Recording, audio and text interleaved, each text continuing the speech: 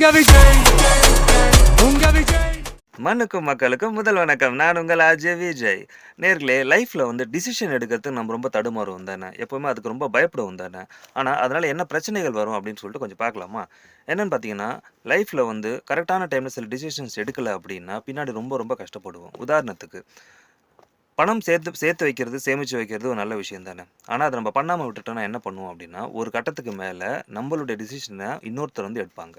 நம்ம யார்கிட்ட போய் வட்டிக்கு காசு வாங்குறோமோ, யார்கிட்ட போய் லோன் எடுக்க போகிறோமோ, அவங்க என்ன சொல்கிறாங்களோ அதை கேட்குற நிலைமையில் தான் நம்ம இருப்போம். ஏன்னா கரெக்டான டைமில் நம்ம டிசிஷன் எடுக்காததுனால, காசை சேர்த்து வைக்காததுனால. அதேமாரி ஆரோக்கியம் அப்படின்னு பார்க்கும்போது, நம்ம உடல்நிலை நல்லா இருக்கணும்னா, ஆரோக்கியமாக இருக்கணும்னா, நல்ல ஹேபிட்ஸோடு இருக்கணுன்றது கரெக்ட். அந்த ஹேபிட்ஸை ஃபாலோ பண்ணாமல், அதை டிசைட் பண்ணாமல் விட்டுட்டோம் அப்படின்னா, ஒரு கட்டத்துக்கு மேலே அந்த டிசிஷனை யார் எடுப்பாங்க? டாக்டர்ஸ் தான் எடுப்பாங்க. அவங்க என்ன சொல்கிறாங்களோ அதை தான் பண்ணணும், அவங்க என்ன சாப்பிட சொல்கிறாங்களோ அதை தான் சாப்பிட்டாகணுன்ற நிலைமைக்கு போய் நின்றுடுவோம். இப்போவும் டிசிஷன் யார் எடுப்பாங்க? நம்ம கிடையாது, டாக்டர்ஸ். ஸோ ஒரு கட்டத்துக்கு மேலே இன்னொருத்தர் கையில் நம்மளுடைய டிசைடிங் அத்தாரிட்டி போகணும் அப்படின்னு ஆசைப்பட்டோம் அப்படின்னா, நம்ம இஷ்டத்துக்கு எப்படி வேணால் இருக்கலாம். ஆனால் இன்னொருத்தர் அத்தாரிட்டி எடுக்க வேணாம், என் லைஃப்க்கு நான் தான் டிசைட் பண்ணணும்னு நினச்சா, அட்லீஸ்ட் ஒரு 50% டிசிஷன்ஸை நம்ம என்ன பண்ணணும்? இப்போவே எடுக்க ஆரம்பிச்சிடணும். அது ரொம்ப ரொம்ப நல்லது.